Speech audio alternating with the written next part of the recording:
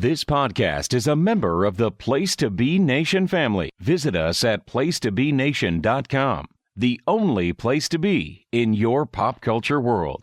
Yeah, Frank here, he's got his own billiard room. Yes, it's what do you call it, Kramer? The billiard room. No. The name. The billiard. Not the billiards. It was. Come on, Rudy. Come on. We call it the place to be. The place to be. Yes, it's the place to be. Then I shall be there. This is the place to be here tonight. Time to play the game. Party people in the place to be. It's about that time. Place to Be Nation, Scott Criscola and Justin Rosero.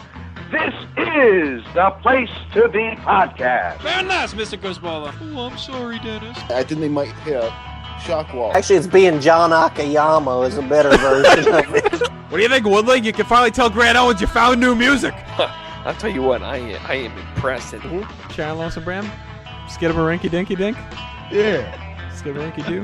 Hey, Nate, man, this is pretty much a highlight of my life right now. I had no idea you were going to be here. I wanted to drive that freaking hoe train of my whole youth. You're the man. And I thought he meant Nate Milton, the Godfather from Kings of Sport. Do you really think that's the Godfather?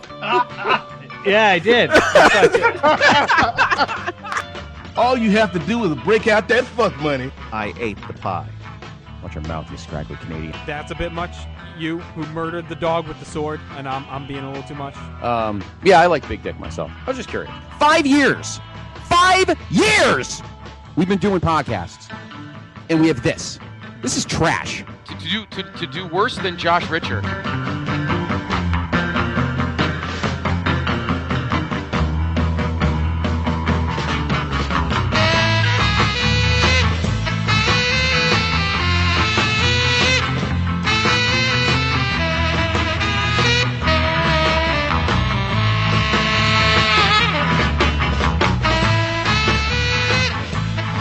Place to Be Nation, welcome to the great episode of the one and only Place to Be Podcast. I am your co-host, Justin Rosero, coming to you live here on this Monday evening, back inside the mothership, of course, alongside with me, as always, my PIC, the man who's going to follow in Diamond Dallas's page footsteps with DDP Yoga.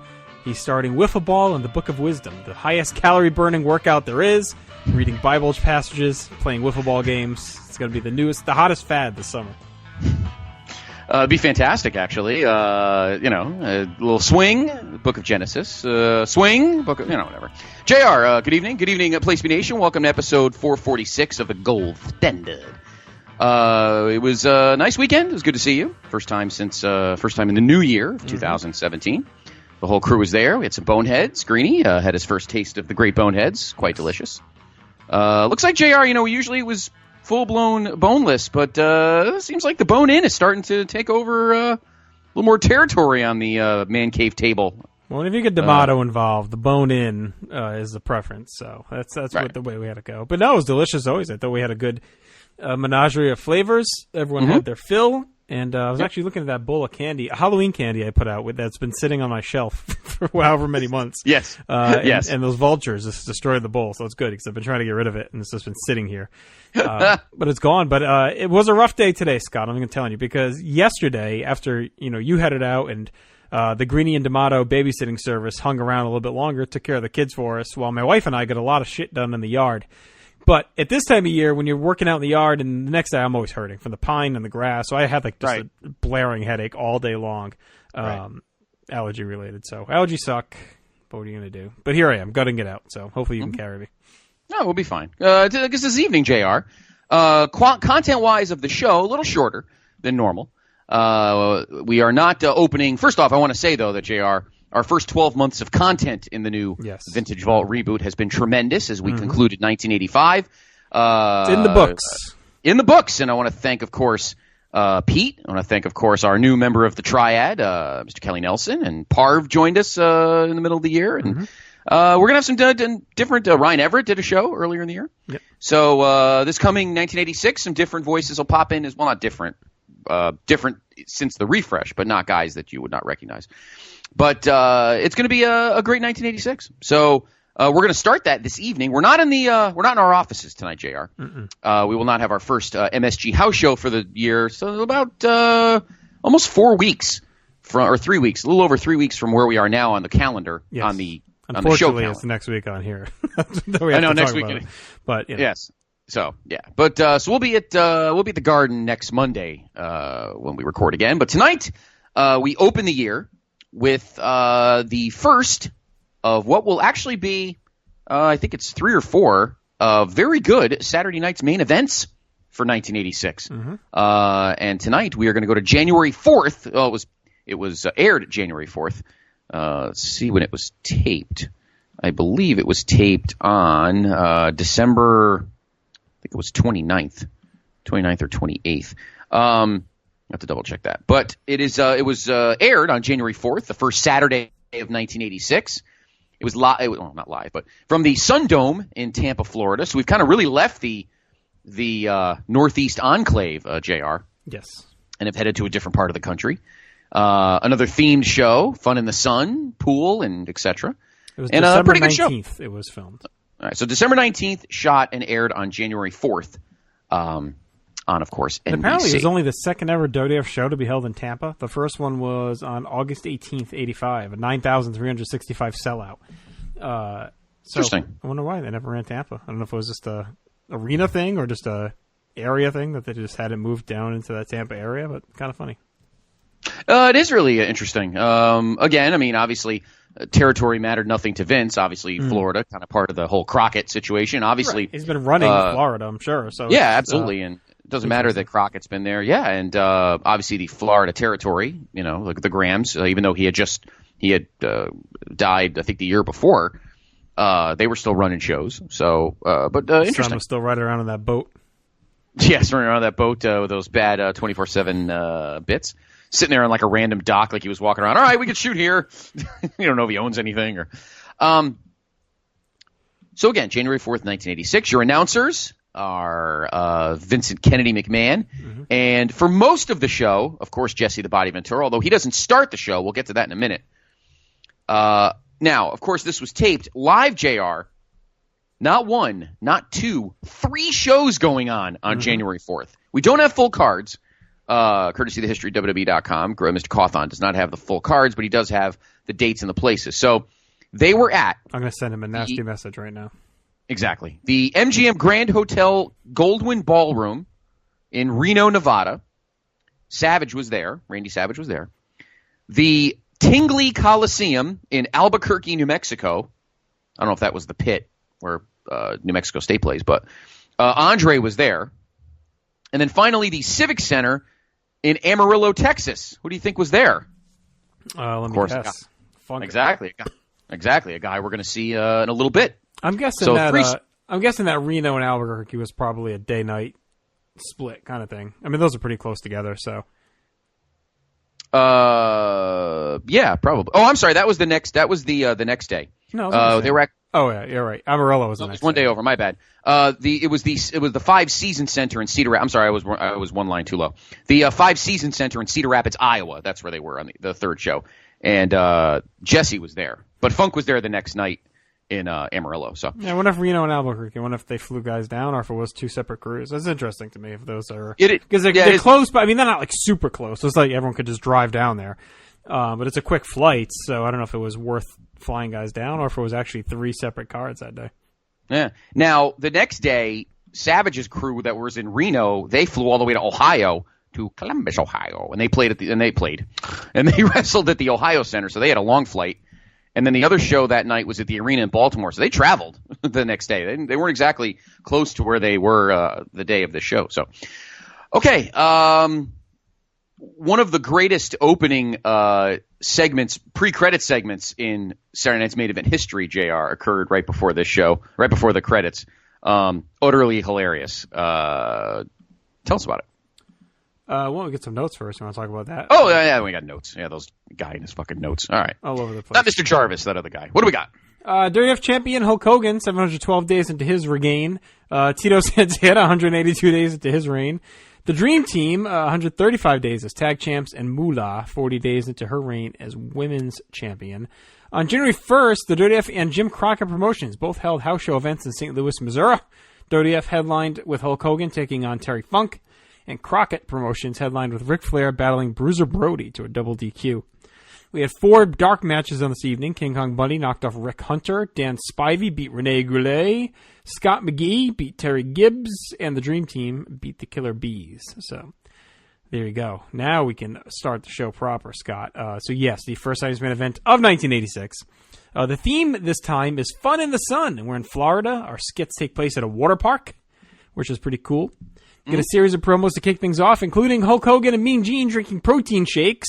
Roddy Piper and Jesse Ventura getting massages by bikini babes, and they watch the hillbillies float around on the lazy river. And then Vince and Jesse open the show with Jesse bragging about being the first announcer ever to call and wrestle a show on the same night, on the same show.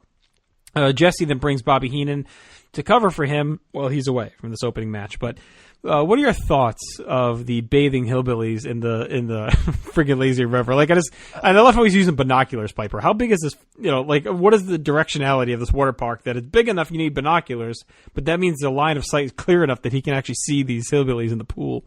That made me laugh. And then just seeing those slobs, slobbing around. I'm sure, as far as they'd have like a bar of soap with them, taking their monthly bath in the water park there.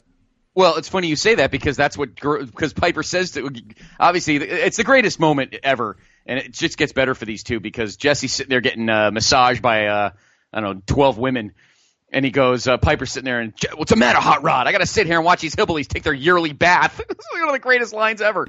So awesome. But as you're going to a water park and seeing those dipshits out in the lazy river floating around.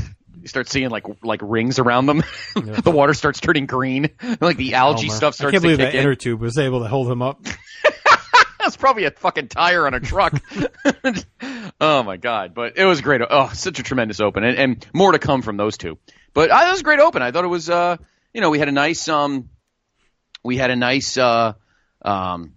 pre-credit sequence. And after the 2 shows in 85 that were kind of themed, but not really. I mean, you had 3 of them. You had the Mother's Day one, and then the one and then you had the big fat slappy pig. So you had a couple of, I guess they were both themed, but the next one after this will not be. They kind of go back and forth with themes after this, but it was good. It made the show kind of different.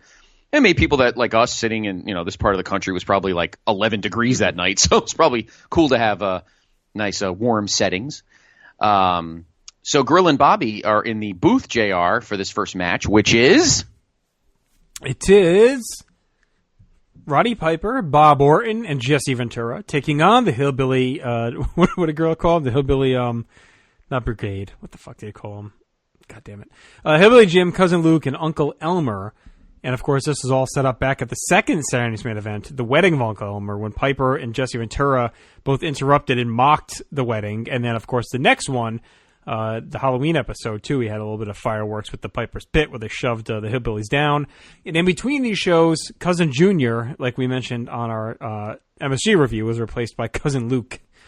Somehow a downgrade. I don't know how. But they managed to find the one guy worse than Cousin Junior to take Cousin Luke's spot. What do you call him? The hillbilly... not representation. It wasn't an army. It wasn't a brigade. Oh, God. Pull it up right here. I have it right here. The hillbilly... it was something funny. I gotta find it because it's gonna Hillbilly Contingency. That's what it was. The Hillbilly Contingency, and that's who is involved here tonight. And so we actually go to the aisle where Gene Okerlund is chatting with Piper, Jesse, and Orton. And Piper makes fun of the Hillbillies and brings up their showdown from the last Saturday Night's Main Event. And then Gene talks to the Hillbillies as well. Jim says they'll behave like pro athletes tonight, and their family honor is on the line. They'll do whatever it takes to win. Mm-hmm. Vince says the Hillbillies are here to avenge the action that went down at the wedding, and we have a great presence on that heel team. Cousin Luke replacing Junior, subtraction by subtraction. Bobby says they shouldn't be allowed to wrestle in dirty Levi's. They should have to wear shoes. Jesse and Elmer open things up, and Jesse goes to the eyes and clubs away.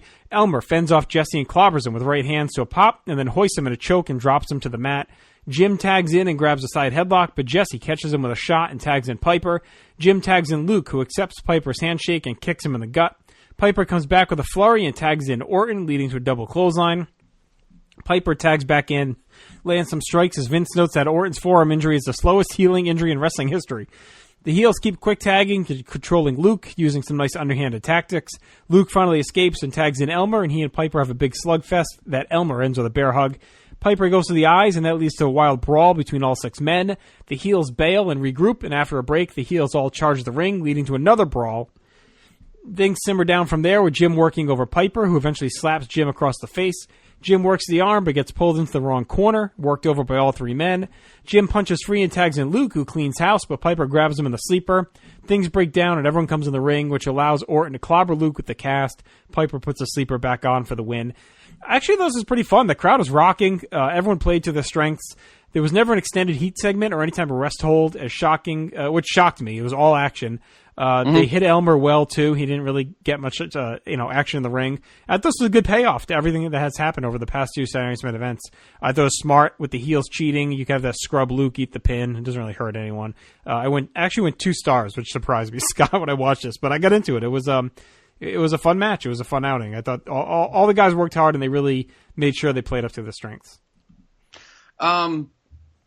I don't know where the hell 2 stars came from. You really must be on some allergy medication this evening, because I never thought you'd give anything with Hillbillies 2 stars. I gave it 1.5 stars. It was still good. Served its purpose. That heel team is just so great.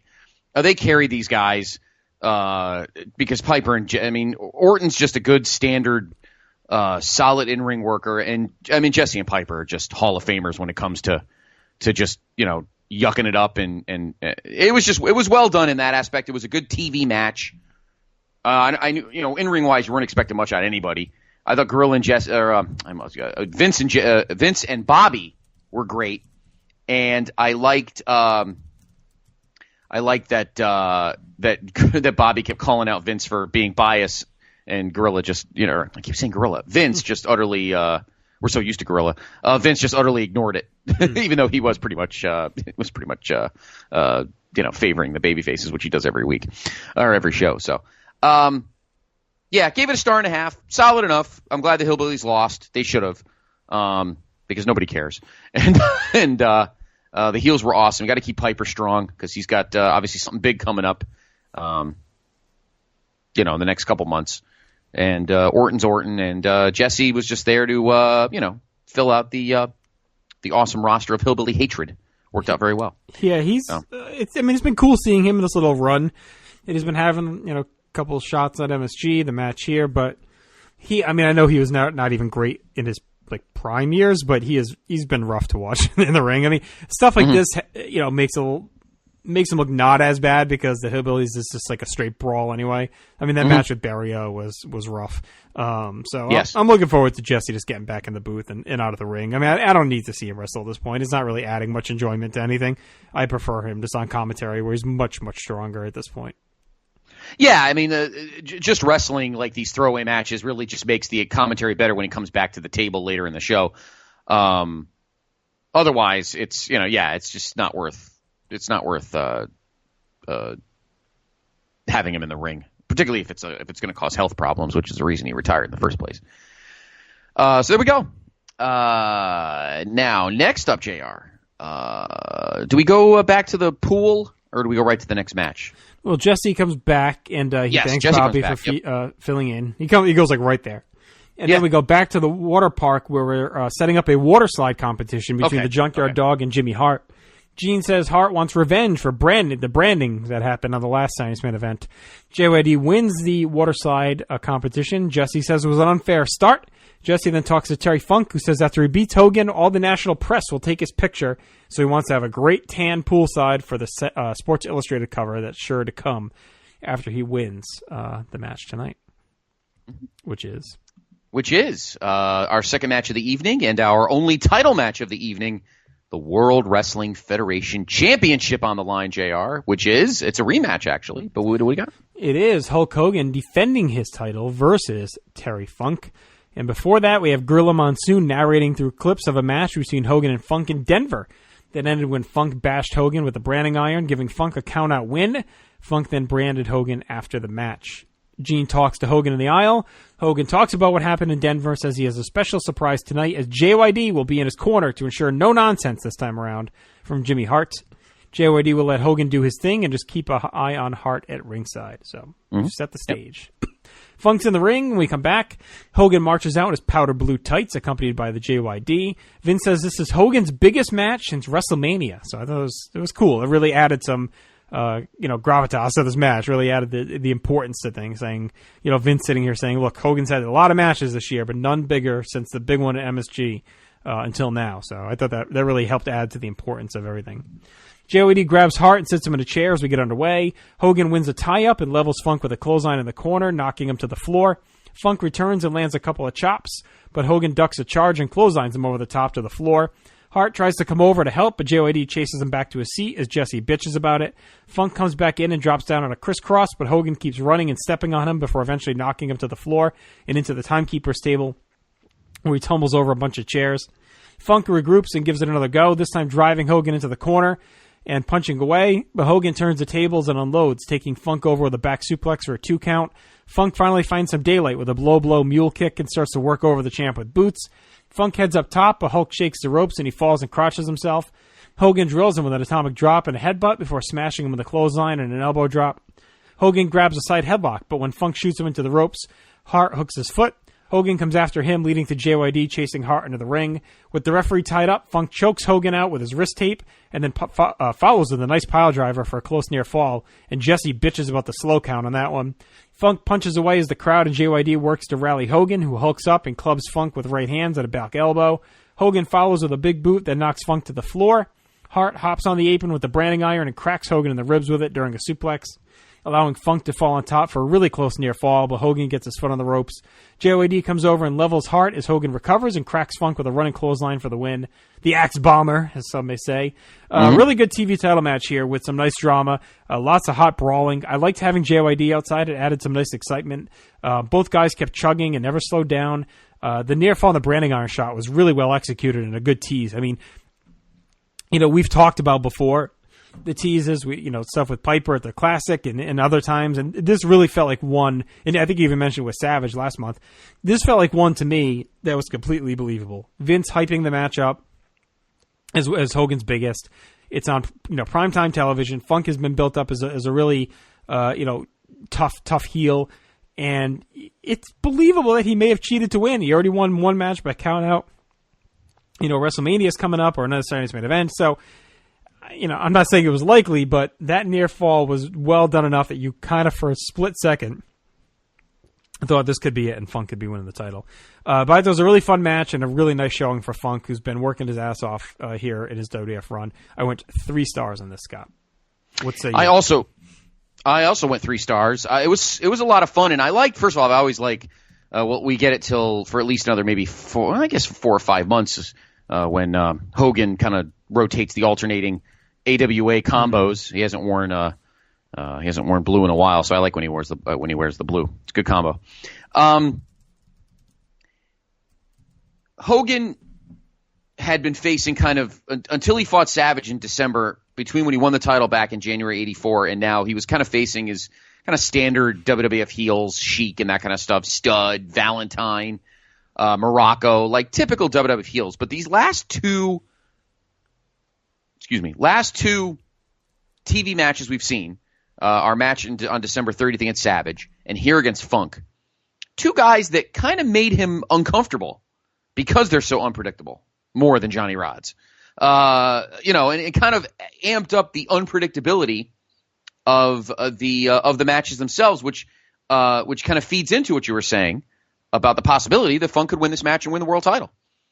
Because Funk, I think, is a credible, well, he obviously is, former NWA world champion, a credible guy that could be champion. So even more so than Savage, because, even though Savage is great, even in '85, from a global resume perspective, you didn't really know. Savage really didn't have anything on his plate except, the regional belts in Memphis. But other than that, I mean, Savage was just a newcomer to the scene. Kind of everybody knew who Terry Funk was. And you definitely could think that he could swipe a win and take the world title, particularly now. Obviously, I'm pretty sure we all knew there was going to be a WrestleMania 2. So, you never know. And particularly on a televised show, in the new year. For me, it was mainly just on that near fall. I mean, that's the only time I really bought it. But they had built him up well enough that if they had done it, it was believable. But for that moment, the way it all built and him popping him with the branding iron and covering and Hogan waiting to that last second, like I just thought it was just for that moment, you were thinking, oh, God, they're going to do it, Like, I don't know before the match if I thought, like, Funk was maybe had a chance. I didn't watch it live, but maybe. I mean, we kind of thought so. I remember watching it. I mean, maybe in hindsight, a higher percentage than, say, Savage that previous the previous month at the Garden, just again because of resume. Everybody knew who Terry Funk was, and a guy that again former NWA World Champion. So I think the percentage of him upsetting Hogan on national television was definitely higher than Savage winning at the Garden at this moment. So I think that added a little bit of unpredictability to the match, and it was a lot of fun. I thought this is a great use at the moment of JYD because obviously his in-ring work is deteriorated rapidly from Mid-South days. So this is a good thing for him, seconding Hogan to the ring, chasing after Jimmy and all that kind of stuff. And obviously we had the whole water slide thing, which kind of fed into that. So the whole package was very good. Again, I gave it 3 stars. And Hogan retains with the win his world championship in a very good match. And again, I think the believability of Funk winning adds a lot to it. What do you think of Funk's run so far in ring and some of the feuds he's had? I mean, he's arguably been one of the best heels they've had. And it's because if you're not up on like all of this stuff, you would have thought he had just a couple of matches. Like a JYD match, the Hogan match. WrestleMania 2 he's out. But he's really worked hard on these house shows. Even that match I didn't like, the one Mr. Wrestling 2, like I still got the value in it. Right. I think he's kind of been a quiet MVP for the back end of 85 into 86 so far. I think this run to me, when you hear about Terry Funk, I feel like doesn't really get the appreciation it should for how good it's been. Yeah, because it makes perfect sense knowing who Funk's first 2 big feuds are since getting here. The 2 top 8, the top babyface, obviously, in Hogan, and then 2 of the top 3, or one of the next couple. You can argue, obviously, Tito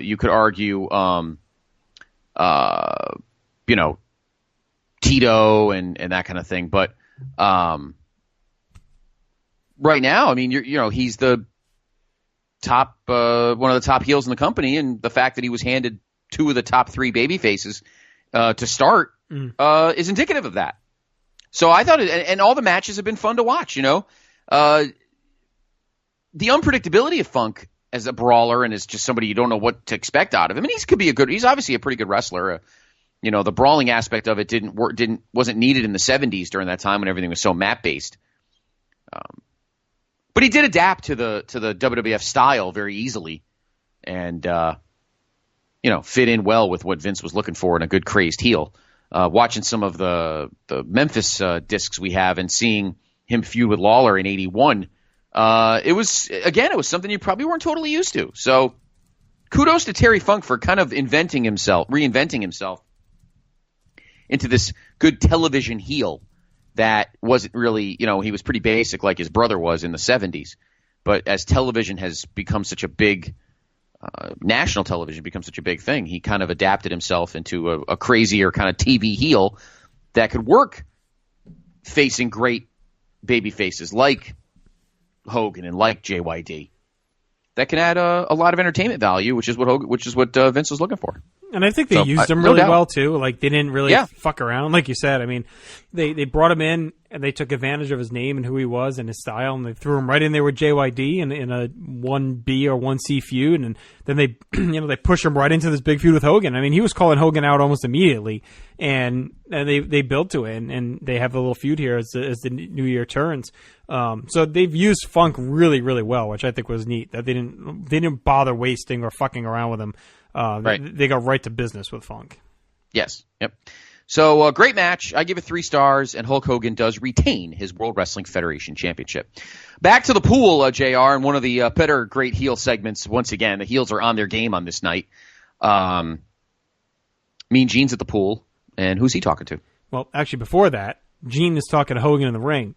Oh, that's right. He does come Hogan says he hasn't had enough yet. He wants more of Terry Funk. JYD joins in, and Gene compliments him on his work here tonight. Gene then catches up with George Steele and Lou Albano at the water park. Steele's playing with a rubber ducky in the wading pool, and Gene asks if Steele will be rusty or be at 100%, and Albano says he will be ready. Jesse then talks to Randy Savage and Miss Elizabeth up on a little cliff, and Liz frets as Savage says he's the macho man and Steele's just an animal. Jesse reveals that Liz can't swim and trying to teach her like the good boyfriend that he is. Savage grabs her and throws her off the platform and into a giant pool far below, and she's freaking out in the water as Savage and Jesse just sit there and laugh. It was, probably something that wouldn't fly tonight. I think Twitter would probably explode, or tonight, these days, Twitter would probably explode if that happened. But at the time, I guess it was a joke. Savage throwing his girlfriend, who can't swim, off a cliff into a pool. I mean, it was a pretty good drop too. And Jesse's just yucking it up with him. Of course, they're best buds. So there you go. Sounded like a laugh that I heard Saturday night. Yeah, it was hilarious. And how did this water park allow all these like Cro-Magnon freak shows in the pool? Right. George Steele and the fucking hillbillies, but they must have had to really shock. Well, that's true. They should have shocked the pool when the show was over and clean all the muck that's By the way, I love the music. Water. I love the music that plays over those things. I don't know if it's a network dub or if it's the actual song that was playing. It's always, and then it's like stuck in my head for weeks. A few times we watched this, like it's just a very upbeat synth song. I've always enjoyed it. Again, I don't know if it's a network dub in or if it's actually the song they used at the time, but it's a funky little beat. I really makes the scenes pop a little bit. I agree. I enjoyed it as well. There's a terrible song we're going to listen to later as we're talking about music on the show. But time for our third match, JR, and it'll be the first time we see these two, and unfortunately, by many, many stretches, not the last time we see these two. Sadly, no. And that is Randy Savage battling George the Animal Steele. Jesse yucks it up. Savage and Liz head to the ring for our next bout. Savage starts jawing at some fans, and Steele comes over and talks to Liz and pets her as Jesse gets disgusted. He goes, Lou Albano's the manager of the year. Wasn't he pushed that more and back to where he belongs? Yes. that was funny. Very good. Yes. Savage sees what's going on. He comes in and scolds Liz and threatens to belt her. A very young Dean Malenko is a referee, Scott. I don't know if you noticed that. I didn't. Yep. We get some stalling and histrionics to open things up. Savage stalks around the floor and hops on the apron. Steele rams into him and knocks him outside. Steele comes out and walks toward Liz and then hustles away when Savage threatens him. Savage catches Steele with a punch in the ring and things spill outside again with the two trading blows. Savage takes off and uses Liz as a shield, leading to Steele falling back into a trance. Back inside, Steele slams Savage and eats open the turnbuckle pad. Savage comes up from behind and but Steele smacks him to the floor. Steele gets distracted by Liz again, allowing Savage to nail him off the top with an axe handle for the win. Savage carries Liz out as Steele and Albano sort out what happened in the ring. I mean, all pathos here. No action really at all, but the crowd was into it. Savage's act is great right now, just 100% engrossed into every little detail, whether it's jawing with the fans, threatening Liz, sneaking around and attacking his opponents, dominating his opponents, flying around the ring, flying on the floor. He is so locked into every aspect of what he's doing out there. It's amazing to watch. And he's been that way since day one. I mean, he came in ready-made, and he hasn't dipped at all. I think Steele feels dated and played out, but I guess the Liz thing kind of gives him a little bit of a boost.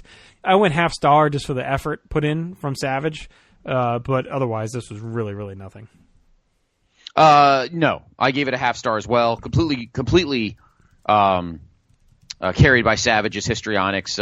I'm done with George Steele. I'm fucking done with Albano. I'm done with just that whole bunch. I'm finished with. They did a montage going back to the whole "Oh no, brown cow," which seems really dated because it was on TNT like 9 months before, so it already seems old and vintage.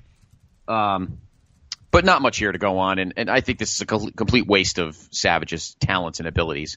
Half star for him, negative 5 stars for George Steele. I understand that, and we talked about this, a few times during the last 6 months of 85, that maybe, Vince was trying to make George Animal Steele kind of like a baby face kind of cuddly monster kind of thing for the young fans, but it's still, it's not worth it. It really isn't. He should have been, if you want him to do that, just keep him on house shows and let him, let him work the undercards or whatever. And I know he wanted to eventually sells the Mind Dolls or whatever else, but he just, even if you want him on bigger shows, just have him down below. Like, why does he need to be wrestling fucking Randy Savage? And, I mean, I guess they had this idea, which on the surface, on paper, is not a bad idea to have like the Neanderthal, good intentioned dope monster fall in love, Beauty and the Beast kind of thing. Only he's not evil, and he's not a prince hidden in the Beast form. But you know what I'm saying. Exactly. But I think they were trying to do something like that, like where this mental deficient is in love with this beautiful woman. Reminds me of a situation at Picasso's years ago. But he's in love with his I can easily see George Steele being thrown out of a bar. In love with this beautiful woman, and and she's got this asshole boyfriend that she's not going to leave, but she feels bad. So I don't know. It's just, the story's okay. It's just that Steele is just so, like, imagine if they had like 88 Rick Steiner in this spot. Like that would have been awesome. Yes. Yeah. But the way it is Steele is so, he just can't do anything, and the matches are so awful. And I know that's not really the point per se, but it's just, I don't know. It hurts the whole thing, and to me, it's just a derailing of Savage into this feud that just will go on forever here in '86. That's for sure. I just think it I don't want to say it stunts him because Savage is so awesome. It doesn't fully matter, but he should have been doing way more stuff than this, dealing with this Jamoke. Oh, there's no doubt about it. Waste of Savage's talents, and we give him it a half star because I wouldn't call anything with Savage is not a dud. So we give him the half star. Next, JR, I believe we have kind of a little video package action. Mm-hmm. Actually, we go back to the pool, right? Because just to recap, earlier in the show, Hulk Hogan was making one of his, jacked up protein shakes, which I'm sure Dr. Zahorian probably helped make for him. And but we go back to that same table, and Mean Gene's talking to Hogan again. Yeah, they do, and then they tee up this very special year in review 1985 WWF music video showcasing all the highlights and stars of the promotion. And it's very Hogan-centric for most of it, of course, but I guess in some ways, I mean, he is, the ace, the lead dog, all the other dogs chasing behind. But, I guess it's fitting in some ways. It was his year. What did you think of this music video? The highlights were fine. The song was fucking atrocious. I mean, it seemed like something like a throwaway cut that was dumped off of Rocky 3 or, the fucking Karate Kid Part 2 or something. It was a terrible song. I'm wondering if it's the... I don't know what the hell it was. It's going to be a dub, right? It has to be a dub because they were pretty good at using actual music at this point. Like, they were using real songs for Saturday's Main Event and pay-per-view. They weren't avoiding like actual real music. I got to think this was a real song. Well, if it wasn't, then they have terrible taste. Because I got to think that it's dubbed in some cheap production music that it cost dirt. That it was free domain music or whatever. Yeah, because it's awful. But they do highlight 1985. It's probably like a 4-minute clip, and maybe 3 minutes and 20 seconds of it's Hogan. They do some stuff. They showed like the Piper Orndorff feud kicking in, and some other tag stuff, and some Tito, and so they show some other people, JYD, but obviously most of it is clearly. Yeah, see, there's all okay. So there's a lot of real music in this. I mean, this is all dubbed. So the song in that music video is Billy Ocean's When the going gets tough, the tough get going. Oh, when the going get, that's actually a good song too. Yeah, so that was the real song. And then also that song is dubbed in the one at the water park. They used all different songs. They used Walking on Sunshine for one of them. He says a couple more. Take on Me. I mean, there's all like different real songs for the a little aha there. So they used Don't You Forget About Me for stuff for Steel. So they used a lot of real songs, which I figured. So yeah, a lot of this is all dubbed in on the network. Yeah, because I mean the song is fucking abysmal. All right, so why don't we take a break? 3 matches in and some other stuff. JR, once again, a fun Saturday's Main Event so far. Yeah, this one's been really good. I'd say to this point, I mean, if you discount, kind of set aside the Halloween shenanigans, which are just fun in a camp way, I'd say this is top to bottom so far been the best half of a Saturday's Main Event. We'll see if it continues, but I really enjoy. I always forget how good, how enjoyable this one is. So we'll see if it keeps up. Yeah, no, I agree. The stuff at the pool is good. Jesse and Piper are just killing everything that they touch, and the matches have been pretty solid. So 2 matches to go among some other stuff. But first, let's take a break, and then we'll be back because here he goes.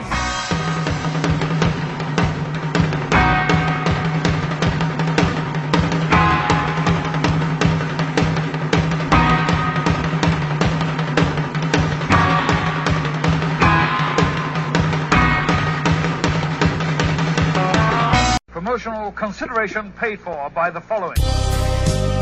Hey, pro wrestling announcer Kevin Kelly here. I want to make sure you are all subscribed to all the great feeds here at Place to Be Nation. It's really easy to do. Just head to iTunes or your preferred podcatcher app today and search and subscribe to the Place to Be Nation wrestling feed, which of course includes the full archives of the Kevin Kelly Show, the Place to Be Nation pod feed, and the Pro Wrestling Only feed. Subscribe, listen, and then rate us and leave feedback today. And be sure to give Justin your true thoughts. I mean, don't hold back. After all, he is kind of a jerk. Just listen to Scott.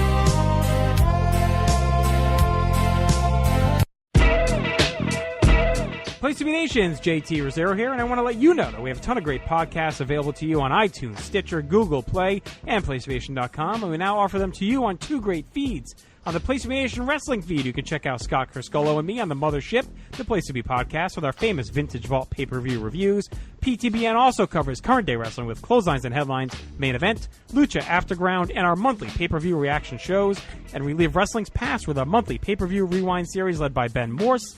The Our Vantage Point podcast, which features a potpourri-style look at wrestling history, and Survey Says, a fun look back at the good, bad, and ugly of WCW. And on our very popular Place to Be Nation Pop podcast feed, we offer such great shows as the Glenn Butler Podcast Hour Spectacular, Rank and File, PTBN Dadcast, NBA Team, and Lucha Undead, as well as a veritable podcast heaven for comics fans with hard-traveling fanboys, Sellers Points, Todd Weber's Conversations, Geek and Sassy, and the Imaginary Stories. You can find all these current shows plus archives of our past podcasts, including The Kevin Kelly Show, as well by subscribing to both feeds on iTunes. And while there, be sure to rate and leave feedback as well.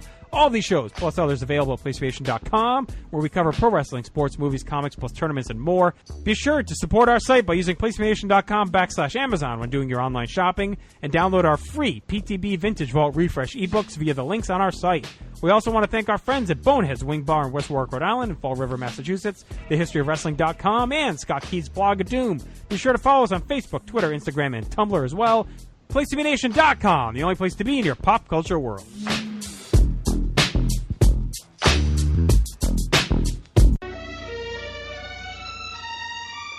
The Pro Wrestling Only Podcast Network.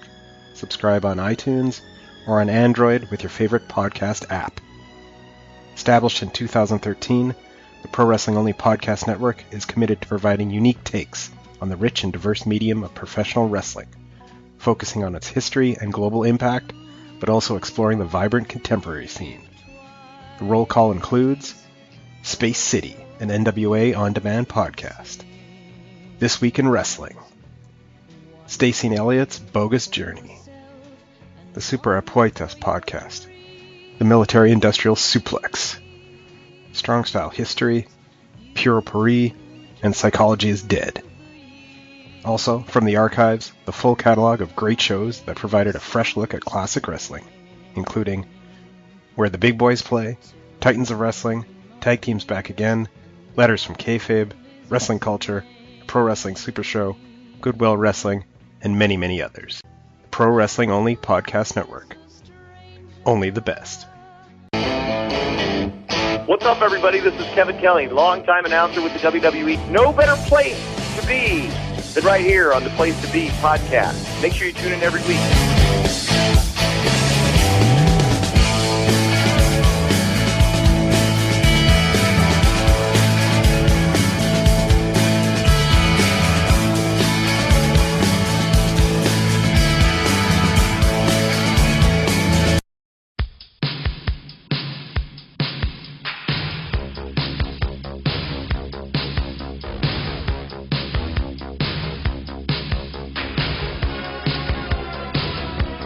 All right, Nation, we are back talking the January 4th, 1986 Saturday Night's Main Event, the fourth one in the series. Hope you're enjoying yourselves. I know Scott and I are. And, of course, Scott, there's one thing we do well, and we did it this past weekend, and that's party all the time. They even call you the king of White Sox style. And you are here to take us to your hidden, deep, dark pop culture corner. I wouldn't say it's that deep and dark. What the whole deal is a White Sox, whatever. All right. So, obviously, JR's favorite song, still number one, because, as you know, we are only 1 week past from the previous show. which was the December 30th, 1985, which was only a week ago. So the countdown has not changed. Number 1 is still JR. Will not leave your mind ever and ever and ever. Say You, Say Me from your favorite movie ever, White Knights. So never leaving you. White Knights, the top movie of 1985. White Knights, White Sox, never leave you. So, and as mentioned, number 2, our man Eddie Murphy. My girl wants to party all the time. This top 10 is actually not changing much from last week. Number 3, moving up 1, That's What Friends Are For, Dion and Friends. Number 4, down from 3, so these two flip-flopped, Alive and Kicking by Simple Minds. Number 5, did not move, Climax, I Miss You. Number 6, did not move, Small Town by John Mellencamp. This really is the same thing. Number 7, moving up 2, was Tonight She Comes by The Cars. Moving down 1 to 8 was Broken Wings by Mr. Mister. Moving up 2 spots into the top 10 at number 9, Talk to Me by Stevie Nicks, another one of her great solo efforts. And at number 10 in the White Knights, White Sox sandwich, Separate Lives by Phil Collins and Marilyn Martin. So there you go. As you can tell, the top 10 did not really change that much. But our next, White Sox. Probably, unless he's in a suit, and then it's probably Argyle or some expensive pair of silk socks or something. Okay, Alan wears nice socks. Alan wears nice socks? Yeah, he sounds like he wears nice socks. Alan, I think, wears a lot of nice socks. Yes, he does. So there was your top 10. Actually, it barely changed from last week. So hopefully in 3 weeks, when we have our next Pop Culture Report, the countdown will change quite a bit. All right, JR, the first movie week of 1986. So before we do that, why don't we take a look at the top 10 box office, because we did the whole year, the box office winners of 1985 at the theaters, and then we will go to the first weekend of the year. So 1985, of course, we had a lot of great movies that came out that year. Some of them we documented, some we didn't because they came out on weekends that we weren't doing shows. You remember a lot of the movies, JR, that came out in. What do you think were some of the biggest movies of 1985? What do you think was the top 10? See if you can get the top 10. Oh, God. White Knight. No, not White Knight. I don't know. Honestly, I don't remember. Because, I mean, there's ones that we didn't talk about. So, I don't know. Back to the Future? Was that this Back year? to the Future was number 1. Okay, there you go. I got that. That's all I'm doing. That's okay. all I need. Because there's stuff we didn't talk about. I know we mentioned. Was Goonies? Was that 85? Did we talk about that? Goonies was in there. Yep, Goonies is in there. If you give me a hint, I may be able to get them. I mean, there's so many. We haven't done. Okay. Let's see. Oh, my screen just changed. I still have the 1986 movies up. So we'll do that, and then once I find that one, we can do the 1985s. All right. So, New Year's Day. This is more fun anyway because you've got some real doozies here. 9 movies. Oh, wait. I'm sorry. 1, 2, 3, 4, 5, 6, 7, 8, 9. 11 movies came out New Year's Day. Jesus Christ. You'll enjoy some of these, though. All right. One movie made no money. I'm looking forward to you trying to find this. It is called Nanu. Nanou. Just type that and see what happens. Okay. What does it? Say it again. Nanou. Nanu. Well, it's a village in Burkina Faso as well, so let's see. Maybe that's where the movie took place. That's all that comes up. Okay. It was a movie that came out Actually, and no, it made no, no money. hang on. There is an entry. Hang on. It's a Franco-British film by Connie Templeman. 1970s, a blonde English student, Nanu, spends just a few months on the continent, touring Switzerland, but prefers France. In the range, he meets Luke, a handsome worker in the militant extreme left wing, and trains with him for activities outside the law. Gradually moves into a French village and lives out her activist life on the sidelines until England remembers her. Until England remembers her. Starring Jean-Philippe Ecoffe. Right. Daniel Day-Lewis is in this one. Oh, wow. It must be very early in his career. Roger Ibanez, cousin of Raul. I knew you were going to say that.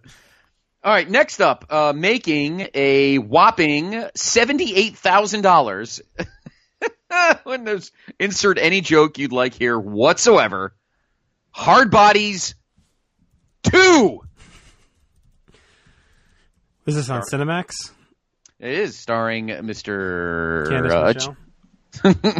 Yes. 1986 adult comedy movie sequel to the 1984 film Hard Bodies. Directed by Mark Griffiths, featuring Brad Suttot, Fabiana Udeno, James Caron, and Alba Francesca. I thought you were going to say Brad Stutz. My God. Soft bodies, too. The plot involves a pair of film crews in Greece and derives humor from the use of profanity and nudity. The movie was released by Cinetel Films and has a runtime of 88 minutes. Leonard Maltin gave it, the film, a bomb rating. Did you just say Leonard? Leonard Maltin. All right, so there you go. Okay, next up, this made, let me make sure I have it in the right order, made $140,980. The movie is called Let's Get Harry. Let's go get Harry. Let's Get Harry. Is that like Harry Christmas, like in our Christmas special? Yes, Harry. 1986 action film starring Michael Shuffling, Thomas Wilson, Glenn Frey, your buddy, Rick Rossovich, Gary Busey, Robert Duvall, Mark Harmon. Rick Rossovich, wow. Film opens in Colombia, where an American engineer named Harry Burke on hand to oversee the opening of a water pipeline built by his company. Harry becomes embroiled in a kidnapping when a group of rebels arrives to kidnap an American diplomat who is on hand for the pipe's unveiling. There you go. Okay. Fidel Abrego is Hood number 1. Not even worth having a name. All right, next up, this made $235,262. The movie is called Willy Millie, and it has a slash in between the Willy and the Millie. Willy Millie? Willy Millie, with Y, ending in Y's. Willy Millie, both ending in Y. 1986 comedic fantasy film. Film follows the title character of Millie Niceman, a young tomboy unhappy with the traditional expectations for her gender, longs to become a boy so she can act however she wants. There you go. Pamela Alden, Eric Gurry, John Glover, Patty Duke, Seth Green. Is that the Seth Green was in this thing? Yeah. Wow. I seriously doubt it. Wouldn't he have been like 2? No, it's him. Wow, how old was he in that? He was born in 1974, actually. Oh, so he was 12. Okay, makes sense. Okay. Next up, this made for $206,952. It is not Tito Santana's autobiography, but it is called Matador. Okay. Not L, just Matador. Just Matador. Let's see. It's actually a Danish film series, TV series, I mean. Let's see, film. Okay, Matador. 1986 film about a student matador, Angel Jimenez, who confesses to murders he did not commit. Themes include sex, death, and religion. Diego Montez is a bullfighter forced into early retirement by a goring.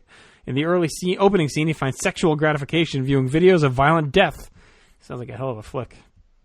Yikes. Starring Nacho Martinez, Assumpta Serna, and Antonio Banderas. I wonder how young he was. Okay. Next up, this made, let's see. This made $441,863. It is called Night Mother. And the night has a hyphen on it, like Good Night Mother. White Night Mother? Night Mother. And the night has a hyphen, has an apostrophe in front of it. Oh, we said hyphen. Then we'll throw it off. I'm sorry. Apostrophe. Let's see. Here is the play. Film adaptation. Drama film starring Sissy Spacek and Anne Bancroft, directed by Tom Moore. Jessie's a middle-aged woman living with her widowed mother, Thelma. One night, she calmly tells Thelma that she plans to commit suicide. She makes this revelation, all while nonchalantly organizing household items. Resulting in intense conversation between Jessie and Thelma reveals Jessie's reasons for her decision, how thoroughly she has planned her own death, with a disturbing yet unavoidable climax. Michael Kentworthy also stars. Climax. Okay. All right, next up, this movie made, let's see. Okay, now we're getting into some millions at least. This made $1.131 million. I think I actually remember this movie. It's called Half Moon Street. Okay, let's see. Half Moon Street, the film. A British-American erotic thriller filmed with an American woman working at a British escort service becomes involved in political intrigue surrounding her clients. Dr. Lauren Slaughter is an American woman of considerable intellect, an expert on China who now lives in London working for a think tank. Unhappy with superiors who take credit for her work and dissatisfied by her low wages, Dr. Slaughter moonlights in her flat on Half Moon Street as a paid escort to lonely men. One such, identifying himself by a fake name, turns out to be Lord Bilbick, a trusted House of Lords member with a key role in national defense. Starring Sigourney Weaver and Michael Caine. Okay, so Stephen Sutton is the guy who's angrily tweeting. So she's diplomat by day, hooah by night. You didn't deliver my whore to my house fast enough. I'm very upset. Yes. I just tweeted out the order 3 seconds ago. All right, next. This made $1.338 million. It opened.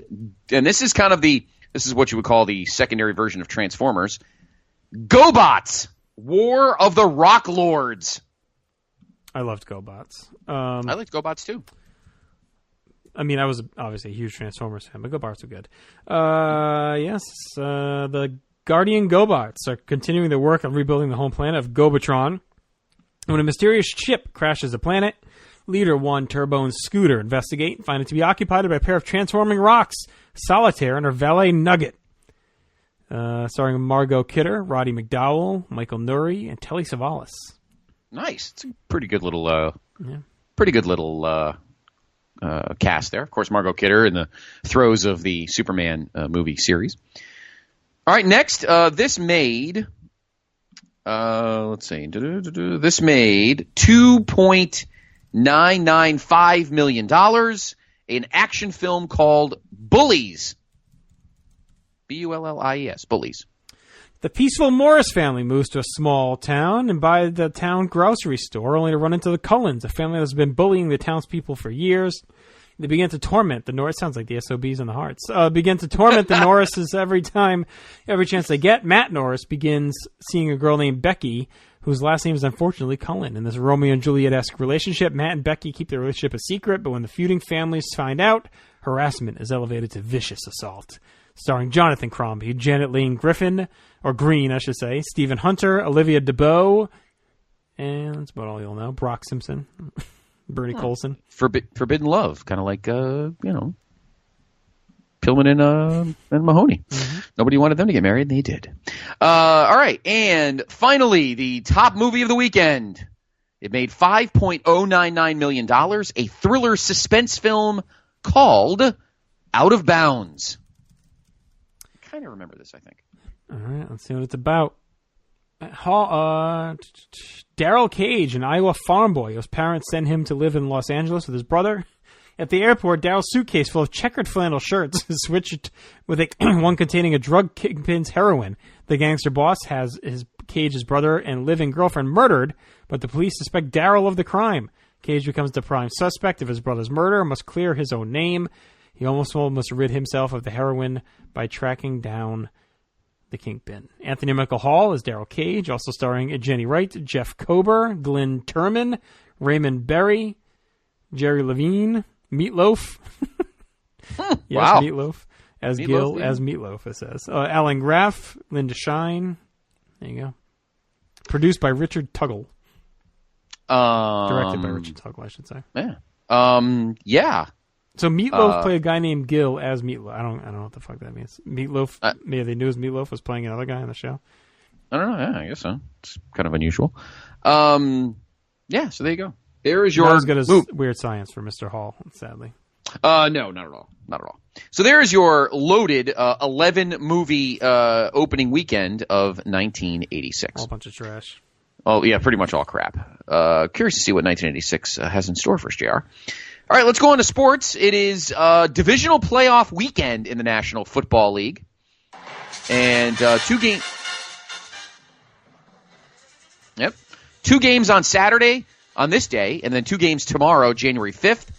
The early game on Saturday took us to the Orange Bowl in Miami, where the Dolphins, JR, defeated the Cleveland Browns 24-21. Dan Marino threw for 238 yards. Ernest Biner in the loss rushed for 161 yards.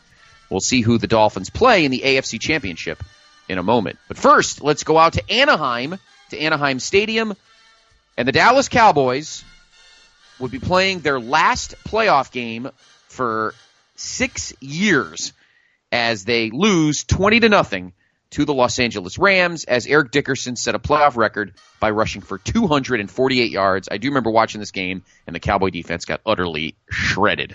And the Rams, who will they play in the NFC Championship game? Well, let us go to that Sunday, the 5th, at Soldier Field in Chicago.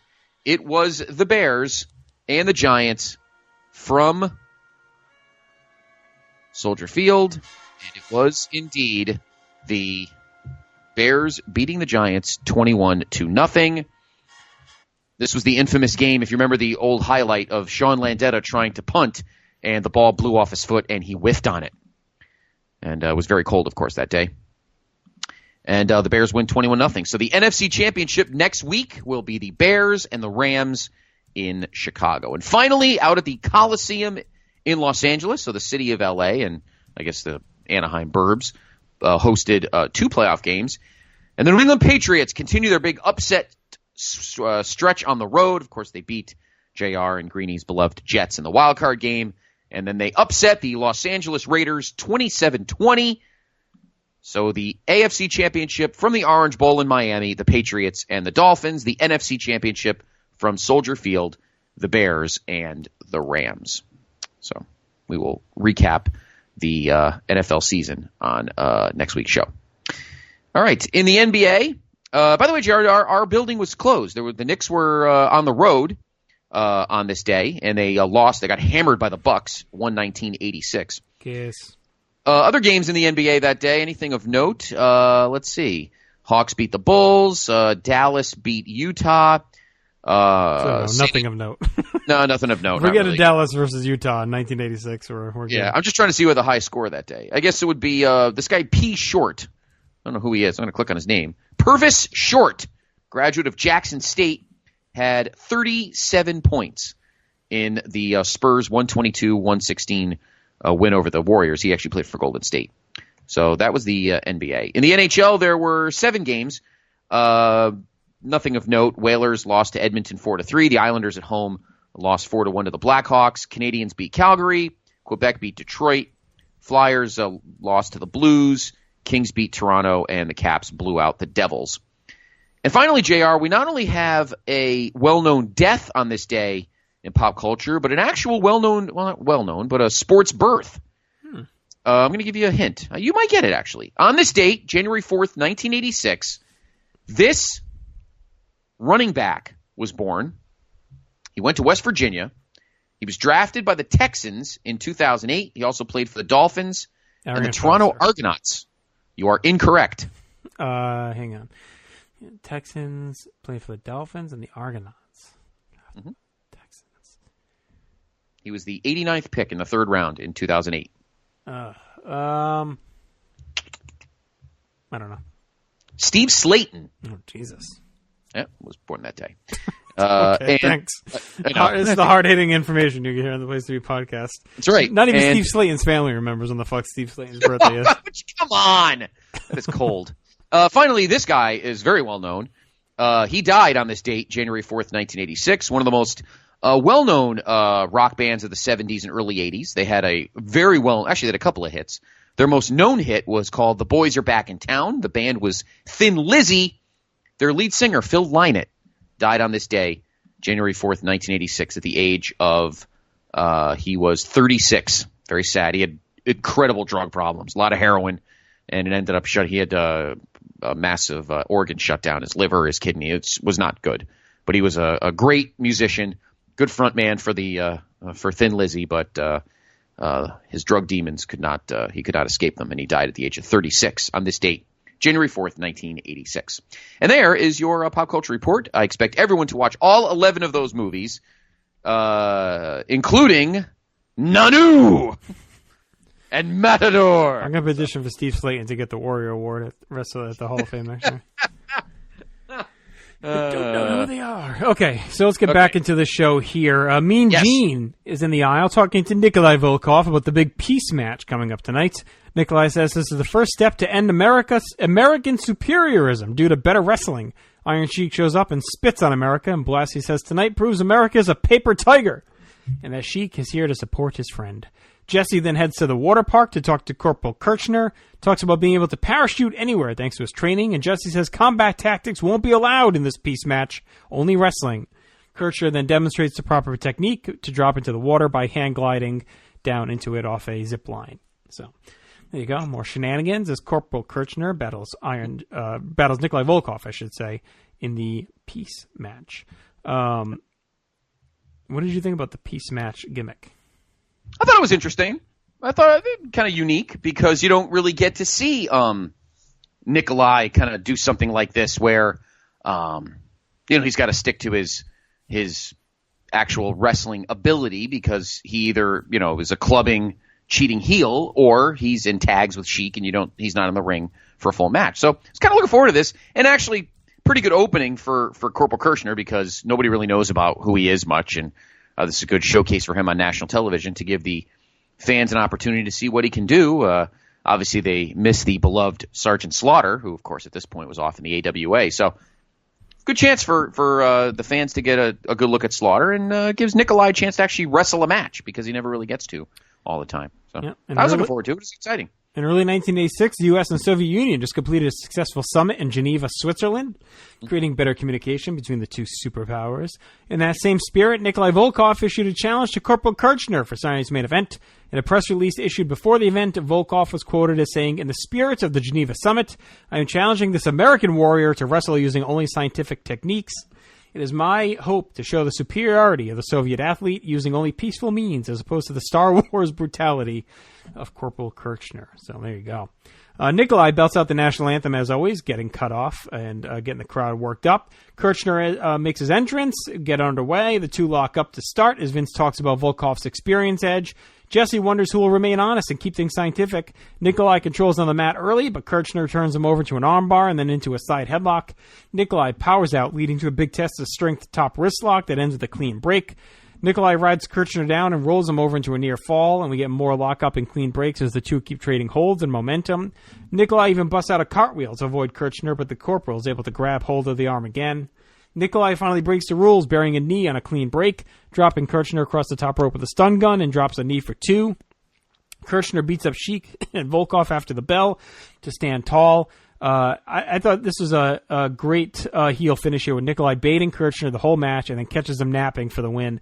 The mat stuff was pretty well done, too. I thought Nikolai was impressive working on the mat. I thought this was a fun match. I went for a star, but to me that's like 5 for these guys. I liked how Nikolai just baited him, and then outwitted Kirchner to get the win. Yeah, I gave a half star here.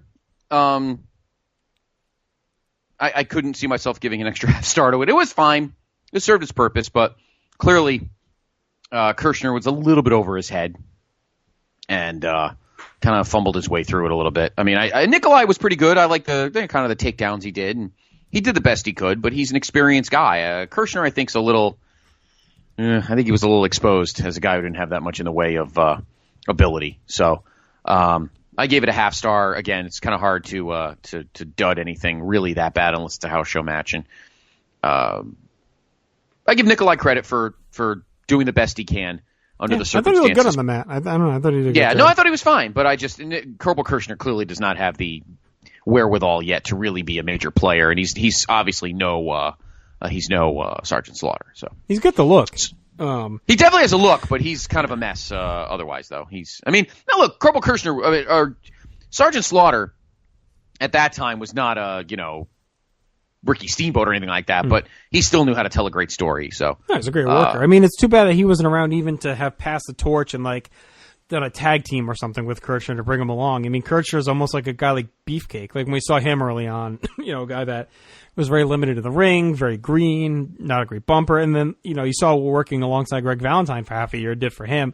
It's too bad there wasn't a guy that could kind of take Kirchner under his wing, and help bring him up. And I'm kind of surprised they didn't go to the well like they did with Hillbilly and try and pair him up with Hogan a bit. I guess Hogan's had Orndorff as his buddy, but Kirchner seemed like a ready-made, the real American thing, and he had a good look. I'm surprised they didn't try and buddy them up a bit here, especially with him fighting Volkov. Volkov. Yeah, exactly. And I don't know if we talked. Well, we really didn't talk about it because he was gone by beginning of '85. But it was the whole G.I. Joe thing, right? Like he couldn't. Right. He didn't want to give Vince money, which is weird for Vince because Vince doesn't seem like the kind of guy that would try to fleece somebody out of him. Oh, maybe he would. Who knows? I think so. What are you talking about? I guess so. Do you think him and Hogan could have worked? Hogan and Corporal Kirchner? Yeah, it was like his buddy. Like, they tried so. with Hillbilly. I think it would have been better than Hillbilly. Yeah, I don't see why not. At that point, I would have gone for that. If anything, maybe the next night's, well, I guess the next night's main event you can't really do because they had something already set up for that. But, yeah, I would have worked a couple house shows. Maybe this house show coming up at the Garden that we'll do next week. Maybe could have done a tag there. Maybe Sheik and Volkov against Hogan and... Or even just, how about Sheik and Volkov against Hogan and Kirchner? Why not? Yeah, I think so. I'm surprised they didn't maybe try it along the way somewhere. But anyway, this match reminds me to remind you to watch The Americans each and every week on FX. Best show on TV. Yes, I have to dive into that show. Yeah, absolutely. All right, so there you go. So Nikolai Volkov cheats to get the victory. Yeah. So next up, JR, do they go back to the pool? I think they're done with the pool, right? No, we go back there. We see clip. You are on a roll tonight. We see clips of Muraco surfing at the water park, and then that's right, getting women, mobbed yes. by women. Gene then talks to Muraco and Fuji and says they have a history of using illegal moves in their matches. Muraco laughs it off and says maybe if he was a mailman, he would be afraid of a dog. Fuji talks about how in his country they cook dogs. That was kind of fried, boiled. It was gross. Oh, yeah. Gene chats with Ricky Steamboat and the Junkyard Dog. Steamboat says everything's possible has been done to him across the country, but Muraco still hasn't beaten him in the ring. He says JYD's the best man he could have in his corner tonight, and JYD says they're setting a bad trend for the kids, and he's going to help Ricky Steamboat do something about it. So, here you go. Doing it for the kids. Jesse says they eat raw dog in Japan as Muraco and Fuji get into the ring. All four brawl to open the match with Muraco and Fuji dominating and clearing Steamboat out.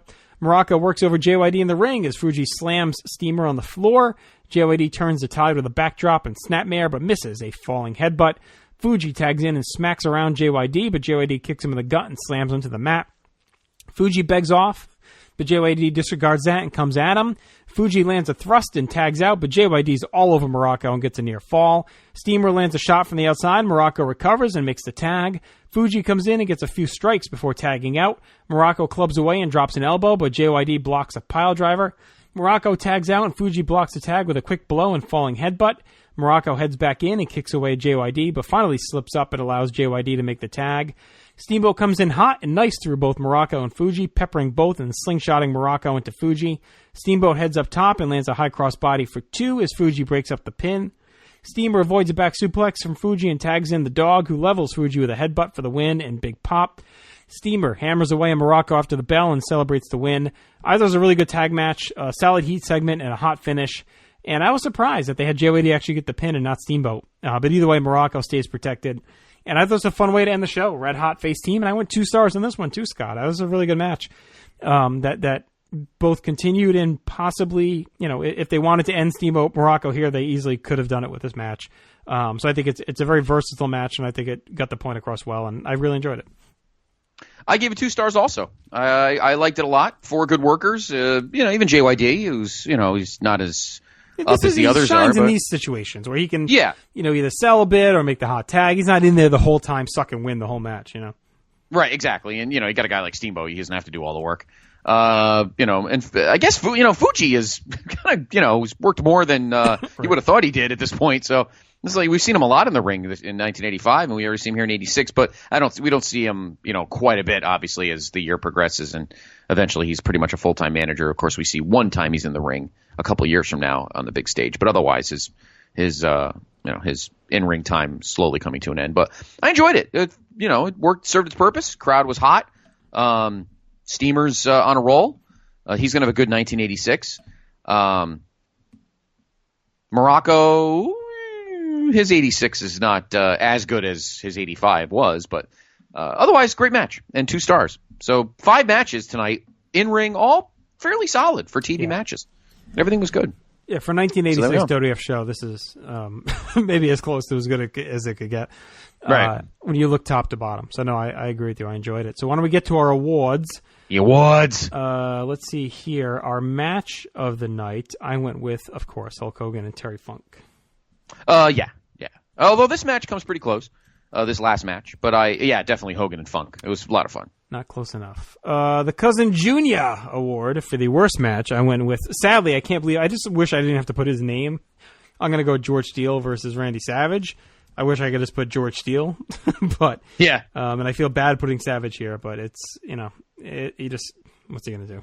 No, unfortunately, his opponent dragged him so low that it went below every other match on the show. It's the way that it worked on this evening.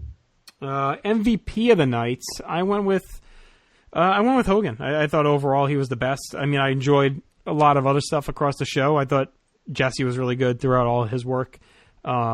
But I thought Hogan was the best, both in the protein shakes and then in his match with Funk and the post-match promo. He's just the biggest force they have, and he's the best to watch. I almost was going to give it to Funk, but I feel like they were equally good. So I'll agree with you and go with Hogan, but Funk, I think, deserves a little honorable mention because he definitely held his end of the bargain in that match and that whole segment. Oh, no, he was really, really good, but Hogan, to me, just had a little bit more across the board. Yeah, no, I agree. I agree. I like Hogan in that spot. All right, let's go with our Gator Wolf Award for the worst wrestler, and I'm going, of course, with George Steele. We don't need to go any further. All right, our best moment of the night, I went with JYD pinning Fuji. I thought that was really cool. The crowd went nuts. It was a big moment, and kind of Fuji finally gets his comeuppance. The dog beats him instead of him eating the dog, so that was good. I thought that was a cool moment. I like that one. Yes, I agree. It was a good way to end the night and capped off a good night of wrestling and a pretty good match. Better match than I think anybody would have thought it would have been. So even with Steamboat in it. So I agree. Good ending. All right, our Junior Mr. Universe Award for the most juiced up guy in the night. I again went Hulk Hogan on this one. Not a lot of juice flowing on the show. A lot of the guys, different looks. Yeah. I mean, Kirchner's pretty jacked up, but I think Hogan to me was clearly the most roided up on this one. Yeah, and it was mostly by default. I mean, he was kind of his normal looking self, but there wasn't a lot of jacked up dudes on this show on this night. I mean, he could win it every time. We kind of varied a bit, but he's always in the running. Well, there's some guys that are just big, and there's some guys that are just, you could tell, are just abnormally big. I don't ever consider Hogan abnormally big. He's always a big dude. I mean, like the Tony Atlases and Dynamite, when they're veins are bulging everywhere and that kind of thing, you could tell there's a little, they got a little bit of help. Hogan, we know he did, but it wasn't as glaring. Now his comes out in his, he's got the HGH gut a little bit. So he's definitely bloated, more bloated than, and he says it in his book that he enjoyed getting off it and was able to kind of, not be busting out of his gut. But on this night, there was really nobody else in that role, so Hogan definitely has to get it. All right, and overall, Scott, I actually gave this one of my highest grades, I think, to date, pretty close to anyway. I went with a 6 out of 10. I'm gonna be a little generous. I'll give it 6.5 out of 10. I thought it was a fun show. The between segments in the pool, whether I remembered them or not, who cares? They were all really good, and the matches were solid. Everything was great. It was a good package. Good way to start the year off. Nice way to kind of recap 1985, and it was good. It was one of the faster watched. I mean, obviously all Saturday Night's main events, not commercials included, or only over an hour. They're not that long anyway, but it's kind of a forgotten one. Like I always forget about this one hidden here, but it's good. I mean, the skits are all good. The theme is good. It flows well. You get some good matches. There's really no downtime. And even Savage Steel is still pretty quick for what it is. And you get all the story part of it too. So what did you say you went with? 6.5. Okay. And the reason it's forgotten, JR, is because it's sandwiched between the big fat sloppy pig and our next Saturday Night's main event, which will be in a couple of months, and obviously is much more memorable for many other reasons. So this one's kind of forgotten because it's kind of slides in that slot in between. So that's why it's forgotten. But it's a good stretch of Saturday Night's main events. The big fat sloppy pig, and then this one, and then the one we're going to get in a couple months in early March. So good stretch for the network television of the World Wrestling Federation. For sure. So there you go. Indeed. So we'll be back next week looking at the January 27th, 1986 house show next Monday. Kelly Nelson back in the house, our third Freebird. He'll be here talking about that show. I also want to bring your attention to a couple of podcasts out there right now on the site, PlaceToBeNation.com. Our Vantage Point last week. Talked to Sean Mooney. Pretty cool interview and a pretty hot topic right now. Mooney, of course, spotted, or confirmed at least, to be in WWE Studios filming a DVD release on Unseen Matches. So Mooney's kind of a hot topic. So if you haven't checked that out, it's a really quick, brisk listen. And Mooney, tells some good stories, has some good laughs. And I recommend that one greatly, as well as, Scott, the premiere episode of Letters from Center Stage. Yes. Myself and the chap called Alan, picking up where Letters from Kayfabe kind of left off. Not really, but of course they had their 20-episode run. Parv went into retirement, and then Alan and I decided to bring back the franchise. But this time around, we are talking WCW from their 1989-ish through 2001 run.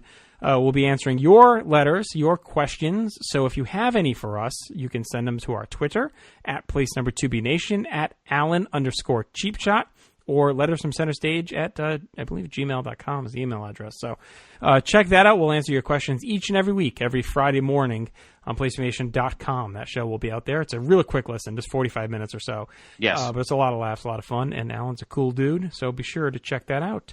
Anything this week from you, Scott? No, quiet week. There will be a piece coming up this week. I wanted to watch tonight's Raw, but I will be doing a piece on PlayStation.com about Braun Strowman and what could be done with him over the next 5 or 6 months on Raw, and what kind of my thoughts on how they can move him along and what his character could bring and what he could do for the show, and what his what the fans could see from him, and what WWF will do. So that'll be coming up later this week. I want to say, JR, I listened to Letters from Center Stage on the way to your house Saturday. Greenie and I did, and it was tremendous. I highly recommend it. Him and Alan, you guys were really good. Again, nice quick sprint. Good little Bruno action. It was good. You guys talked about Bruno and WCW. It was one of the topics. It was very well done. Highly recommend listening to Letters from Center Stage.